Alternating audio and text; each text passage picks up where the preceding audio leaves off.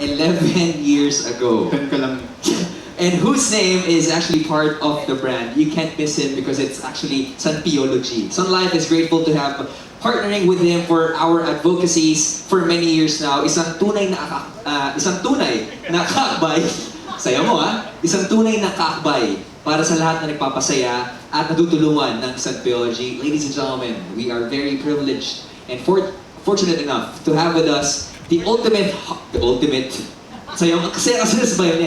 the ultimate heartthrob and the face of San Piolo G, Mr. Piolo Pascual. Actually, tomorrow birthday ni Robi, so bati natin sa happy birthday.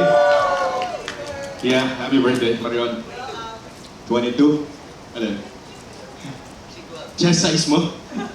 Alright, good evening everyone.